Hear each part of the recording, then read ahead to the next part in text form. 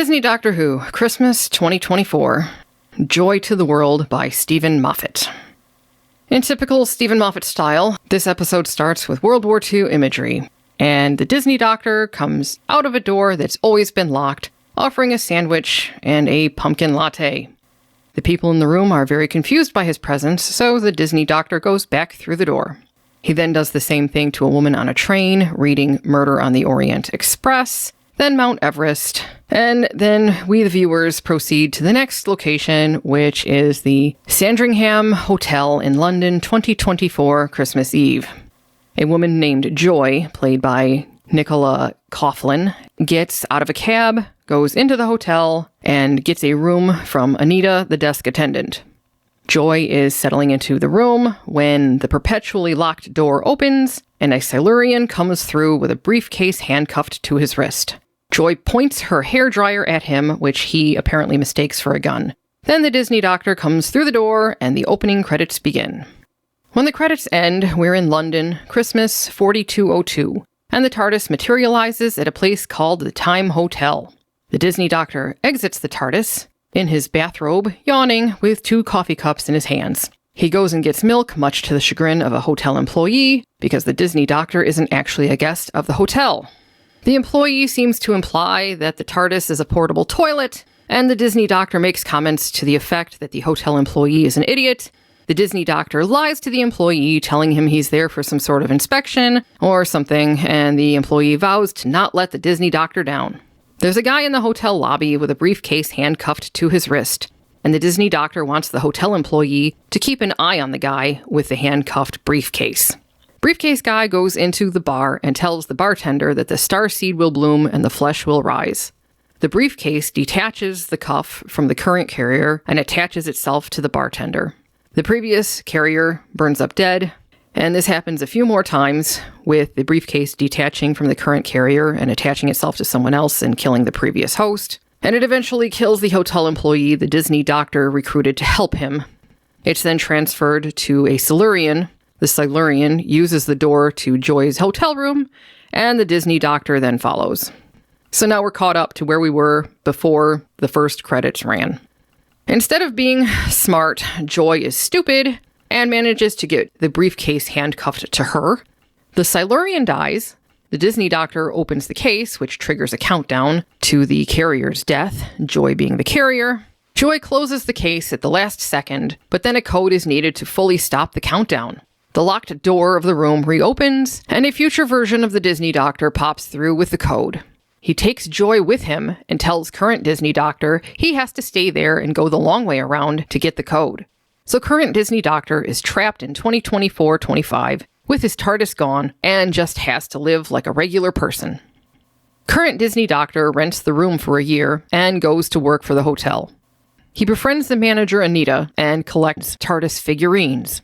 A year finally passes, and he heads to another hotel, based on a pamphlet he grabbed from the Time Hotel back at the beginning of the story. He uses his sonic device to open the locked door in the hotel room, and now he's back in the Time Hotel. He is now the future Disney Doctor, and he goes back through the door, 2024, to give the code and retrieve Joy. He then gives a bizarre reason for how he got the code, which makes no sense, and the story continues. Joy is being controlled by the briefcase, and is now saying the starseed will bloom and the flesh will rise. In the last year, the Disney Doctor has somehow figured out that the starseed in the briefcase was developed by a corporation, and this is an attempt to test it, and they're going to sell it as an energy source. The Disney Doctor proceeds to make Joy angry by telling her what a lonely, unhappy person she is, just based on the hotel room she chose. Joy points out that the Disney Doctor lived in that room for a whole year. Upset Joy breaks the psychic link between her and the briefcase, and the briefcase is no longer attached to her wrist. Somehow this also deactivates the briefcase, so Joy won't die being burned up because she is no longer attached to the briefcase. The Disney Doctor accesses the information about the corporation that developed the starseed, which happens to be Villain Guard, the same company behind the war in the episode with the soldiers fighting no one and the ambulance robots that went around killing people. For some reason, a Tyrannosaurus eats the briefcase. Somehow, the dead hotel employee the Disney Doctor recruited contacts the Disney Doctor on his sonic device, The starseed is ready to bloom. The Disney Doctor and Joy go to where the briefcase is now located and have to open a man-made shrine in order to retrieve it. The Disney Doctor returns to Mount Everest, steals some climbing rope with a hook on the end, threads it through the train that we saw at the beginning, and uses the hook to open the shrine, exposing the case. While the Disney Doctor is having a bizarre conversation with a lesbian on the train, Joy is taking the starseed into herself and runs off to become a star, all because she feels bad that she followed the rules and communicated with her dying mother by iPad during the pandemic, and her mother died alone. The Disney Doctor arrives in time to say goodbye to Joy, and then she rises into the sky and goes off to become a star. This star gives comfort to a bunch of characters, including Anita, Joy's mom in the hospital, and Ruby Sunday. At the end, we see the Joy Star in the sky and 3 camels in the distance. On the screen, it says, Bethlehem, year 0001. The end. Well, that was a pieced together piece of shite. This was one of the worst things I've ever seen in my life, and that's including the content on this channel, namely Star Trek Discovery. This could have been a Star Trek Discovery episode. This was that bad. It was disjointed. There was a lot of nonsense. Steven Moffat made absolutely zero effort to give a real reason how the Doctor figured out what the code was for the case. It seemed to be just pieced together mishmash of previous episodes that Steven Moffat had done. There was the typical, hey, who turned out the lights? Or don't even blink, as far as the starseed will rise, or the starseed will bloom and the flesh will rise. I mean, come on. This had all the problems that Steven Moffat has displayed over his tenure as showrunner, and I have made no pretense about hiding that I didn't really care for most of Steven Moffat's run, and this demonstrated why I don't like Steven Moffat. At this point, I don't think I like Russell Davies anymore either. I used to prefer him over Moffat, but Davies allowed this to get shot, to get put out there. This was garbage. The brushing off, they set up this supposedly clever way that the Doctor got this code to shut down the briefcase so that it wouldn't disintegrate the owner of it. And then at the end there, when you found out what the answer was, there was no answer because we followed the Doctor through that year when he supposedly was going to figure out the code, and he never really explained how he got the code, how he figured it out. This is supposedly Steven Moffat, a man who wrote for Sherlock, which we were sitting there and talking as we were watching this. Molly, what did you say when I said this is supposedly one of the writers of Sherlock, and what did you say was probably the main reason why Sherlock did so well? I suspect that Mark Gatiss was actually the brain behind Sherlock. Yeah, because I think Steven Moffat is a hack. I think he's a repurposer. I think he has talent when it comes to repurposing material. Yes, because he took that Tintin movie, which, if you look, it's actually just all the old Tintin episodes strung together. So, I mean, he took those old episodes and he strung them together for a narrative for a movie, but he didn't actually write that. And what he did with A Christmas Carol. 2010 Matt Smith Christmas. Yes, thank you. I thought that was a very interesting retelling of the Dickens story. But again, he took an idea, a fleshed out story written by someone else, and he put a new twist on it and inserted his own characters, which again, I really enjoyed that episode. But there were some shades of that episode in this one, which you could say that's a signature of what Steven Moffat does, how he writes. But at the same time, it's like, okay, so at what point does somebody become a one-trick pony? At this point. Yeah. Because I always thought, despite that one picture that's floating around of Steven Moffat sitting on the couch, reading some Doctor Who book or something, I remember that interview that he had back in the 90s for that magazine, where he was ripping on Doctor Who and ripping on the old Doctor's actors. And he had a lot of contempt for the show. And I think this shows here. The way that Ncuti Gatwa's Doctor brushed off the supposed, here's how I got the code. He said something like, well, the universe came out of nothing, and so somehow that was an explanation for how he got the code out of nothing. Yeah, and the way that the dead hotel employee communicated to the Doctor through the sonic device, That had shades of The Library in it, but also had shades of that Soldier episode. I think that's what it was called. The one on that planet with the hospital robots. Oh, Boom. Oh, Boom. That's what it was called. So, again, he seems to use some of the same story elements over and over and over again, which, when you become predictable as a writer like that, maybe it's time to move on to something else. And this was a mishmash. The way Ncuti Gatwa was talking sometimes, I think this was a repurposed Matt Smith story. That just didn't get used. Yeah. Yeah. Because I think there were some notes that Moffat had somewhere for an old Matt Smith era episode, and he just kind of spliced it together and Frankenstein this thing together. Because this was embarrassing. I felt so bad for, what's her name, Nicola Coughlan? Yeah. They were trying to make her out to be that this was the guest star of this episode. And for the most part, she was walking around like a zombie when she was in it, just kind of saying that phrase over and over and over again. There wasn't really any attempt here to actually allow her to do any sort of character development. And there was a big chunk of this episode that she wasn't even in. Like, that was weird. That whole time that the doctor spent with Anita. Which was pointless. That 10 minutes or so that he spent all that banter time with her, which reminded me of like a coupling episode, or going back to like the Rory, Amy, Matt Smith days. Like, after that 10 minutes was done, you didn't even need that. You could have cut out that 10 minutes where he was reliving that, well, not reliving, but he was living that year with Anita, which was, by the way, so hard to believe that this person would have accepted this guy who's like, hey, I got to stay here for another year. You got a job for me? And then he was doing some weird magical mopping of the steps and making a microwave that was bigger on the inside. It just seems like Steven Moffat has contempt for Doctor Who. And people keep eating up his slop because they somehow think that he actually likes Doctor Who. But the way that that whole code was just kind of waved off as no big deal, don't worry about it. I don't think Steven Moffat has any respect for this franchise at all. I don't think he ever did, by the way. And the Anita character, one thing I didn't mention in my synopsis was at the end, she was offered a job at the Time Hotel. I've got a few problems with that, actually, two that I'll really get into. On the best reading, you could say that Anita was suited for working at a place like a Time Hotel with all sorts of different aliens because she was just so accepting of what the doctor was up to when he was living at the hotel. On the other hand, though, she was so accepting that she came across as having no personality of her own, which is a huge problem. Also, with that, the Time Hotel itself, one would think that the doctor would be concerned that people were just jumping through time and interfering. Because what would happen if somebody went back and left technology in the wrong time period, which essentially is what happened with that briefcase. It was turned into some sort of shrine.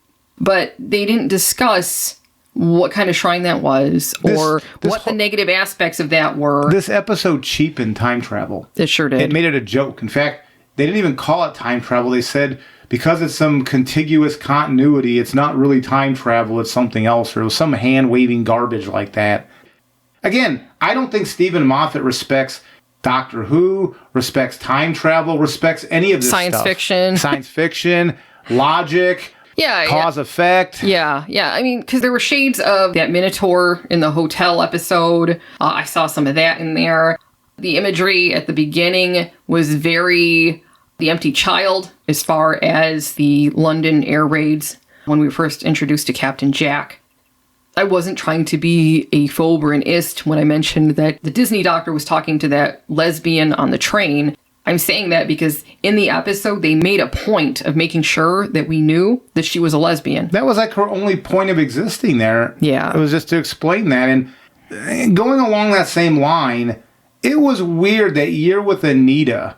And there was like one scene where Anita was asking, like, did he have a boyfriend or something? And so we were like, okay, you know, she knows that he's unavailable. Yeah, because at first they were forming this close friendship, and I'm sitting there thinking, okay, does she know that he's gay?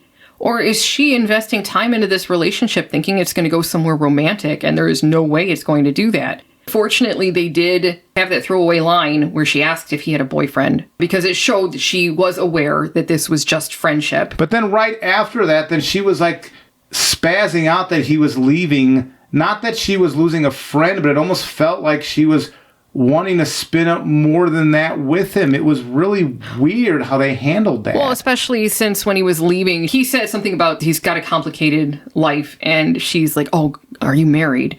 And it's like, you're not the other woman. He's gay, so you wouldn't be the other woman. It was weird. It was weird. That didn't seem to really belong there. No. Most of this episode just felt like it was just thrown together. There was no consistency in this episode. There was no cleverness. Steven Moffat has burnt himself out. I mean, with Boom, we were speculating during our review that maybe Steven Moffat just lost it. But there was a 12-minute window in the Boom episode that I gave credit for and said I was enjoying like the first 12 minutes. I didn't enjoy any part of this episode. And then the thing that offended me toward the end there was, if I go along with the stupidity that they set up here, and that hotel employee at the beginning that the doctor was kind of giving a hard time, but then tricked him into thinking he was an inspector or something. Mm-hmm. And then this guy, his consciousness was somehow transferred into this endeavor with the star being born.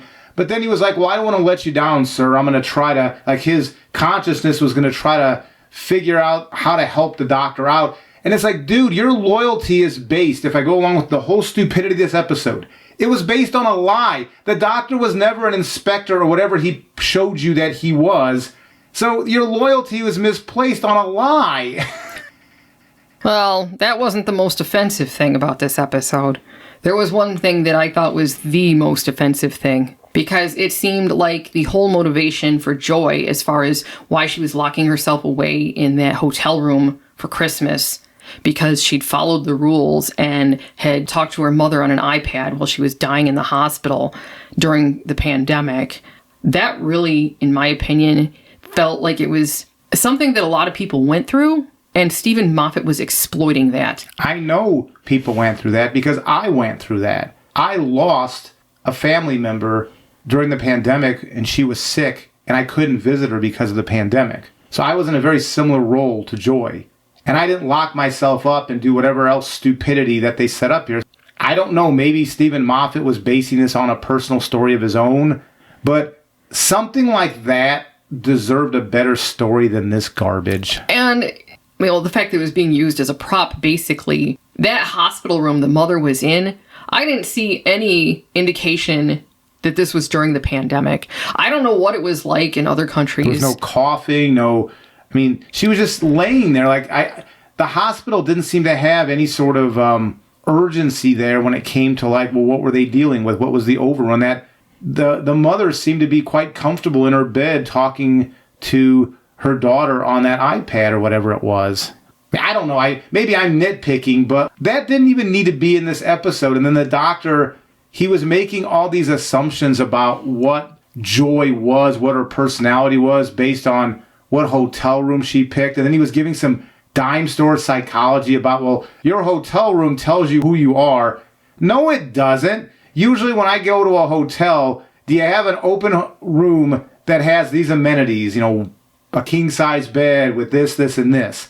That's all it tells about somebody. The type of room you get tells you how much money you have to spend on a room, so what class you're in, but it tells you very little about who you are as a person. So whatever Shooty got what was his doctor was spewing out of his mouth about what that hotel room told about Joy was stupid. It had no basis in the decades that I've lived on this planet. I don't agree with anything that Shooty Gatwa's doctor was saying as far as his wisdom about what it said about her.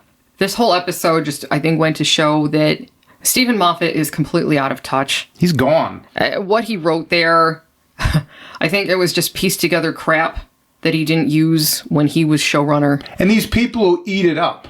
Because I was looking online today, because we watched this episode last night, and there were people saying, flawed but fun ride for this episode. I saw a review that said something, I think that was the headline. This wasn't a fun ride. This thing was was it over an hour? No, it was 55 minutes long. But oh my gosh, this thing could have been told in 20 minutes. There was only 20 minutes of story here. I'm just going to say this. The characters had no personalities of their own.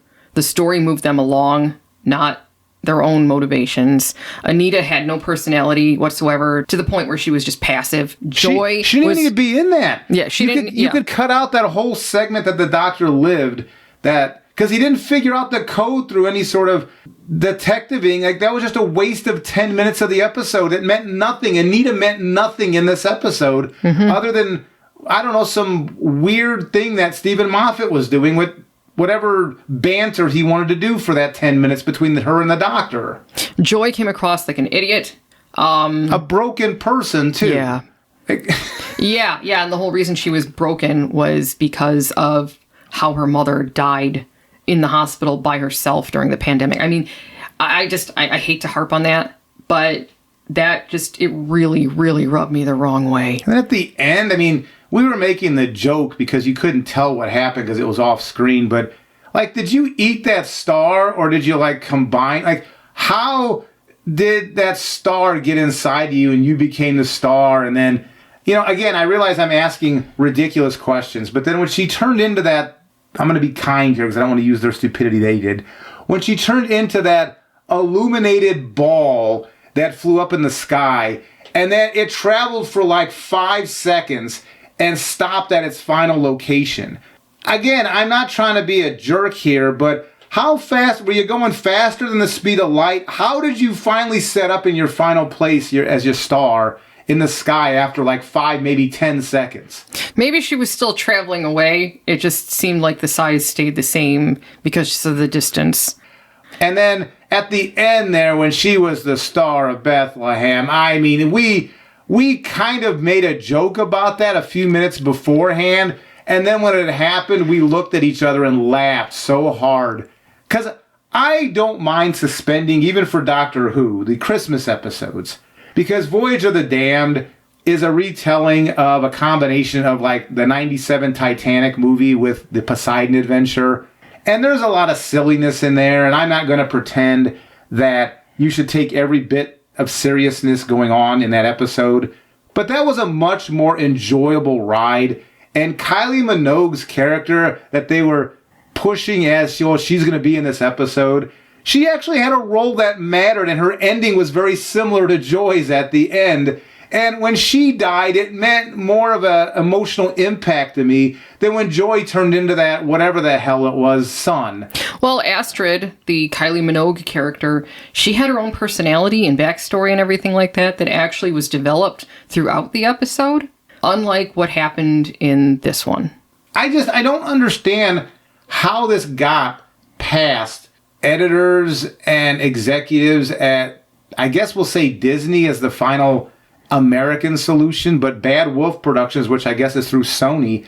How did this idea even get past the initial writing phase? Like, here's the first draft. Because this was garbage. This was the worst Doctor Who episode of New Who I have ever seen in my entire life. I mean, ever. This is Jodie Whittaker's. This is Ncuti Gatwa's last season that we just covered this past year.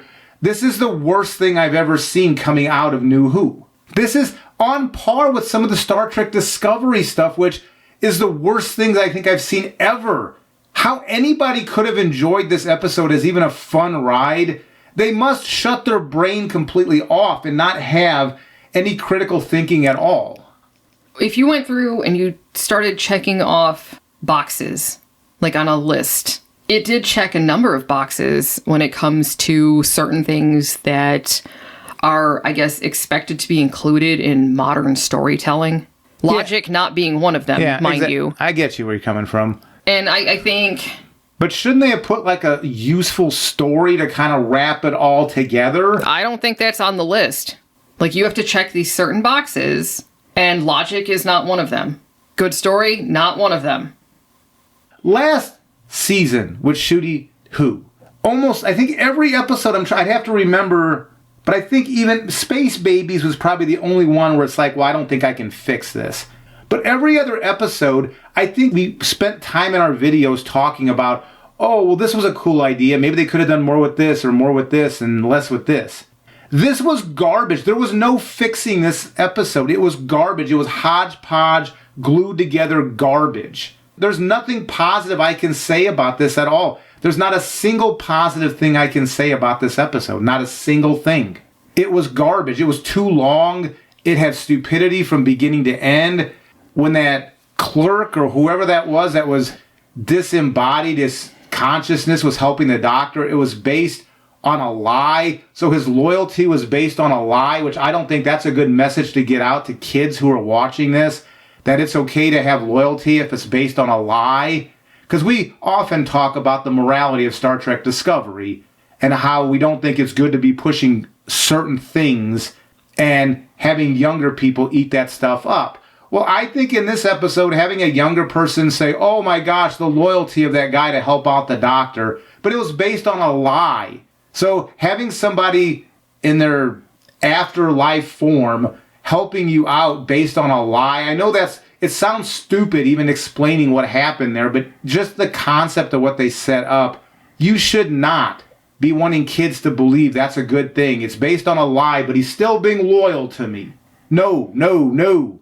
That guy gave up his life because he got involved with the doctor, and it was all based on a lie. That's a bad thing. He should be mad at the doctor for what happened there. Mm-hmm. This was not a good episode. No, and Nicole Coughlan was wasted on this. I mean, I liked her in Dairy Girls. I've never watched Bridgerton, so I don't care about that show. But I did like her in Dairy Girls. I can't believe how old she is. She's 37 years old. She was 31 when she did Dairy Girls, and she was playing a 16-year-old girl. And she pulled it off because I believed she was 16. So kudos to her. She's keeping up her appearance quite well. Her genetics, she got some good genetics going on there. Oh, yeah, because she does look a lot younger than she actually is. Because she's going to be 38 next month in January. She's going to be 38. She does not look 38. Mm-mm. But wasted. There was nothing there for her to work with. They should have just had a generic actor in this versus bringing her in and trying to sell this. Because at least back with Voyage of the Damned, when they were selling Kylie Minogue was going to be in this, at least then when you watch the episode, Kylie Minogue had a pretty significant role in this. Oh, yeah. Yeah, she did. So I not only can I not recommend this episode, this is a sign of just how bad this franchise is right now. It is really, really bad if this is considered material that's acceptable to put out there. Because this feels to me like something somebody would put out there if they were trying to kill a franchise, to cancel a franchise. This is horrible. If you want to watch this, you go right ahead. This is the worst Doctor Who, for New Who anyway. The worst New Who I've ever seen in my life. And that includes Love and Monsters, which is not one of my favorite from Russell Davies' era. But that still was better than this garbage, because at least that story in its context made sense. Or Fear Her. That was also not a very good episode in my opinion. But at least within its context, there was a story there to be told. I didn't think it was a very good one. Yeah. This was worse than Fear Her and Love and Monsters. Like, this was the worst New Who I've ever seen. So, I mean, I don't have anything more to say. We didn't even go into great detail into the story because the story was so nonsensical. I'm glad Molly just gave a quick, let's give the story a quick pass and let's just get into the review. Because it was so stupid. I do not even want to debate the story points of what happened in this episode because it was so stupid. I'm embarrassed. I should want to go out in public and put a paper bag on my head with 2 eye holes so that nobody knows that that's me that watched this episode. This was bad. This was really, really bad. This is embarrassing. This is taking the franchise and dragging it through the mud. Well, here's my thoughts. Don't watch this. Go back instead and watch the Eccleston episode with Charles Dickens, because that actually was a Christmas episode. It wasn't listed as a Christmas special, but it was Christmas, and Charles Dickens was in it, and there was a Christmas Carol theme to it. Even Matt Smith's Christmas Carol 2010, for a retelling of Charles Dickens... That was a really good episode, too. I mean, it did have its flaws, don't get me wrong. What it was just retelling. It was turn your brain off and watch a Christmas Carol set in a sci-fi setting. Yes. If you accept that, that's not a bad retelling of the Christmas Carol story if you just turn your brain off like that. And Voyage of the Damned. Voyage of the Damned, same thing. If you don't mind a Titanic Poseidon Adventure retelling in a sci-fi setting, it was enjoyable for what it was. And Kylie Minogue, I wish she would have stayed on for a companion for a season because I really liked the Astrid character. It's too bad that they had to kill her off at the end, though. Yep. And also the one where Donna gets sucked into the TARDIS from her Christmas wedding. Runaway Bride, was that? Yep. The Runaway Bride. That was also, go back and watch those episodes. Don't watch this. This was crap. Yeah. Like, I'm just going to leave it at that. This was crap. That's what the old man is saying about this episode. This was crap. I would rather watch some episodes of Star Trek Discovery over again than to watch this again. And the Christmas Invasion. That was another good Christmas episode with the Sycorax. How did the franchise fall this far? I don't understand. Russell Davies is supposed to be setting this up for a new generation. I cannot imagine, as much as I like to occasionally make some jabs at the Gen Z and Alphas, they are not this stupid. They are not this stupid to accept this garbage as good television. They're just not. They are what the older generations providing them with input have made them. I'm just going to say that you can't blame the generation themselves at this point because, like, the Alphas, they're children. And the Gen Zs, the youngest ones, also barely are they out of childhood. This, though? Because it makes me wonder, is this being made for, like, the millennial and slight Gen Xers that had their heads kicked in by a horse? And, like, this is meant for them, not for young people, even though Russell Davies keeps saying he's rebranding the show. That's why they started it over with season 1 last season for the younger generation. But are young people actually watching this? I just don't think they're that stupid. No. Or gullible. Maybe stupid's being too cruel. They're not that gullible to put up with this as proper entertainment. Yeah. I cannot imagine that. I got more faith in young people than this crap. I don't know what young people are actually watching. Because all this was a greatest hits for Steven Moffat. Young people don't know who Steven Moffat is, so this has got to be for, like, millennial people who thought that Steven Moffat was the bee's knees, and so this was like an old band doing their greatest hits. That's what this episode was, except it was all disjointed and just garbage. It was watching the old guitar player with bald head and a big old gut hanging out, and he's trying to play rock music now. It's like, dude, that day is gone. You can't play that rock music anymore. You're just not that rebellious 20-something-year-old anymore. That's what this Steven Moffat is. This is some old man doing his farewell tour, and this could only appeal to people who liked Steven Moffat from the get-go, because at face value, this was a nonsensical garbage piece of entertainment.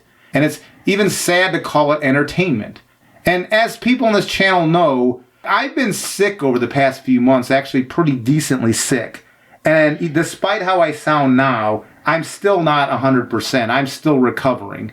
So there was a thought about Molly and I talking, like, old man, do you feel up to doing this? Because, we don't want to get you all worked up because that's the last thing you need right now.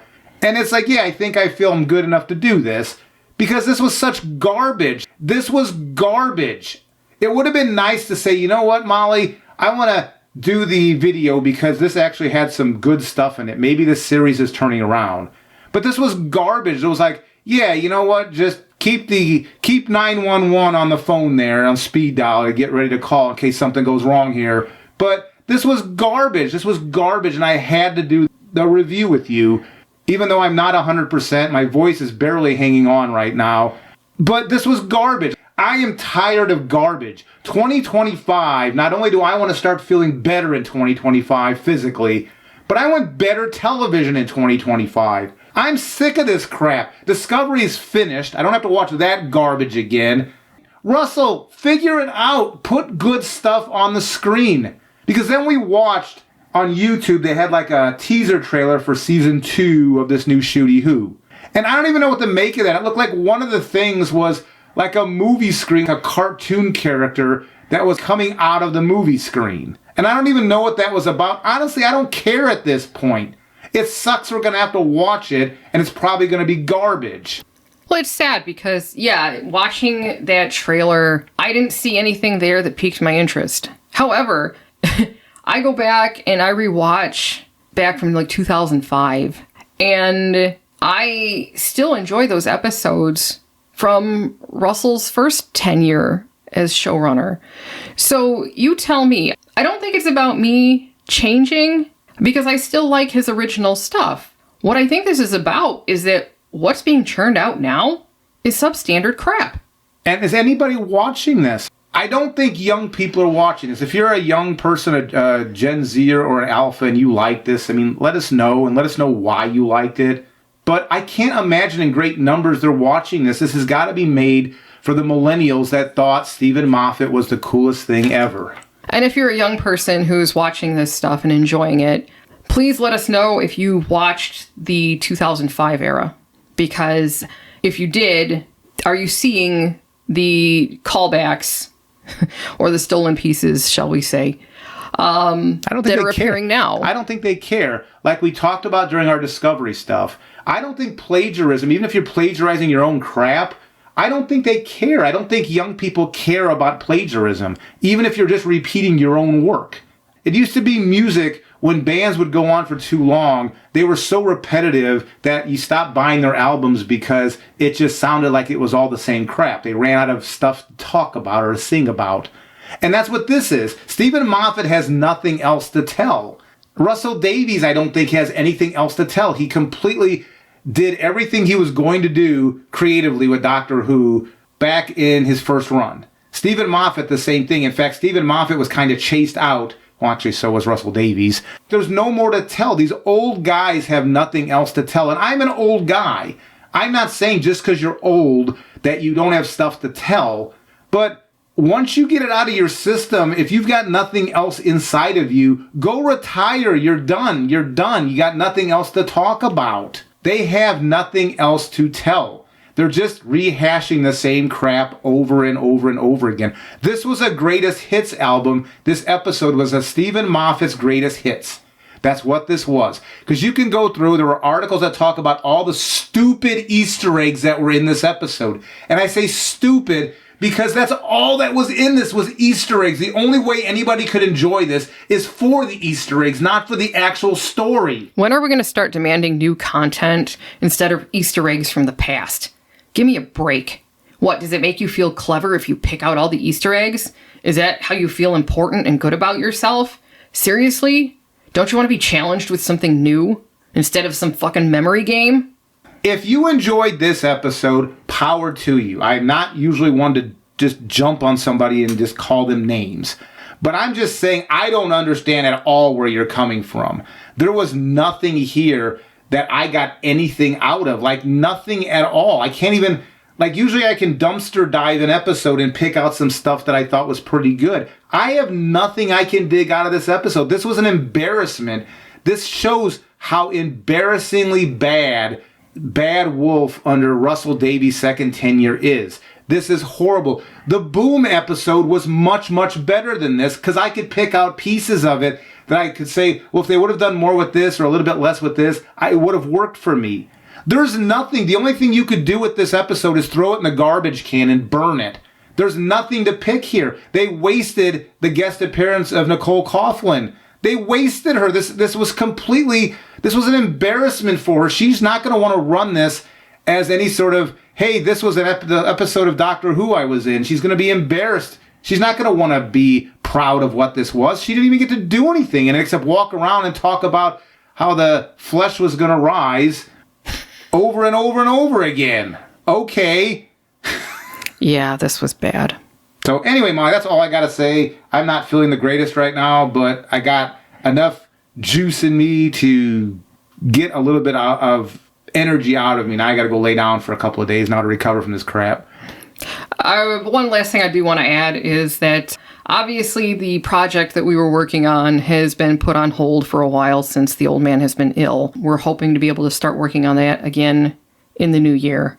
But at what point we're going to be able to do that, I don't know yet. We can't even schedule it yet because I'm not anywhere close to... I guess I'm close to recovered. I'm a much better than I was a couple of months ago, but it's day to day right now, so we can't even make schedules for like even just normal day-to-day routine stuff.